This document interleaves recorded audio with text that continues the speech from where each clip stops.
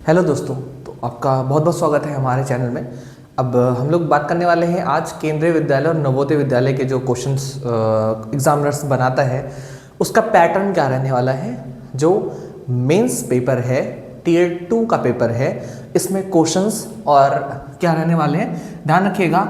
आपको objective question देखने को मिलेंगे 60 आपको ऑब्जेक्टिव क्वेश्चन देखने को मिलेंगे, ठीक है। और इस ऑब्जेक्टिव क्वेश्चन के लिए जो नंबर एलोकेट किया गया है वो भी है 60, यानी 60 क्वेश्चंस 60 नंबर, यानी पर क्वेश्चन पर आपको एक नंबर एलोकेट वाले हैं, यानी एक नंबर आपको पर क्वेश्चन जो मिलने वाले हैं। प्लस आपको 10 जो है वो डिस्क्रिप्टिव क्वेश्चन मिलने वाले हैं। कितने? 10 जो है वो डिस्क्रिप्टिव क्वेश्चन मिलने वाले हैं। 10 जो है वो आपको लॉन्ग, जैसे आप लोग आंसर्स लिखते हो, है ना, कॉपी में लिखते हो, वो आपको लिखने वाले हैं, यानी डिस्क्रिप्शन वाले हैं। आपको उसमें पूरी डिटेल जो है वो लिखनी पड़ेगी।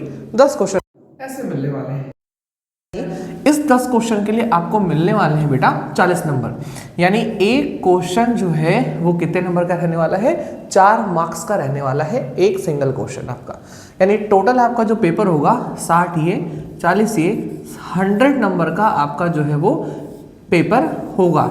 यहाँ पर ध्यान देने वाली बात ये है, ये 100 नंबर का जो पेपर आपका हो रहा है ये टियर 2 में है, ध्यान से समझिएगा, है ना। इसका 85% जो है वो वेटेज लिया जाएगा। मतलब आपकी जब मेरिट लिस्ट बनाई जाएगी तो 85% इसका वेटेज लिया जाएगा। कितना? 85% इसका वेटेज लिया जाएगा। प्लस 15% जो वेटेज होगा, कितना होगा? 15% जो वेटेज होगा वो किसका होगा? आपके इंटरव्यू के मार्क्स का होगा। ध्यान से समझिएगा, 85% आपका वेटेज का लिया जाएगा, आपके मेंस पेपर का वेटेज रहेगा, और जो 15% आपका वेटेज लिया जाएगा वो आपके इंटरव्यू के जो है वो नंबर का वेटेज जो है उठाया जाएगा, है ना। इस तरह से टोटल आपकी जो फाइनल मेरिट लिस्ट है वो बनने वाली है, ठीक है। दूसरी बात, हम लोग यहाँ पर एक बहुत बड़ा कंफ्यूजन था कि भाई जो मेरिट बनने वाली है हम लोगों की, है ना, क्या वो पर सब्जेक्ट अलग अलग बनने वाली है? क्या मेरिट पर सब्जेक्ट अलग अलग बनने वाली है? जी हाँ दोस्तों, बिल्कुल आपने सही सुना। हर एक सब्जेक्ट की अलग अलग मेरिट जो है वो बनने वाली है।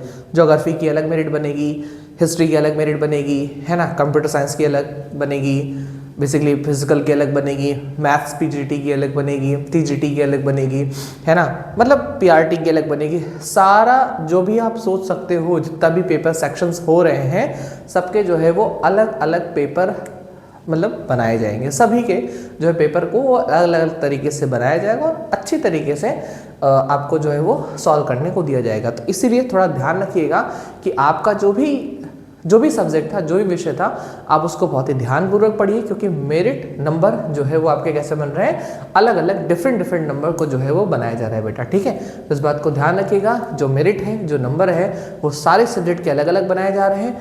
मेंस का पेपर ऐसा होने वाला है। और एक चीज़ और यहाँ पे थोड़ा बच्चों को खटकती है कि सर मेंस के पेपर का सिलेबस क्या है। भाई 60 क्वेश्चन जो आ रहे हैं ये किस चीज़ के क्वेश्चन है, ये 10 क्वेश्चन जो आ रहे हैं डिस्क्रिप्टिव वाले ये किस चीज़ के क्वेश्चन है ना। तो इन सभी बातों को आपके साथ डिस्कस किया जाएगा। बहुत से लोगों को लगता है कि इसमें हमारा सब्जेक्ट कंसर्न रहेगा, बहुत से लोगों को लगता है लैंग्वेज रहेगी, कुछ मैथ्स रहेगा, रीजनिंग रहेगा। ये सारी बातें जो है वो केवीएस के वेबसाइट्स पे बातचीत जो है वो है, उसके अकॉर्डिंग आपको बताया जाएगा कि ये आपका डिस्क्रिप्टिव होने वाला है पूरा, या आपको ऑब्जेक्टिव होने वाला है। अगर ऑब्जेक्टिव डिस्क्रिप्टिव दोनों हो रहे हैं तो इस परीक्षा में क्या पूछे जाने की संभावना सर्वाधिक है, सबसे ज़्यादा जो है वो क्या पूछा जाएगा, ये बात आपको जो है वो बताई जाएगी, ठीक है। तो अगली वीडियो का इंतजार करें, तब तक के लिए बाय बाय, शुभ रात्रि।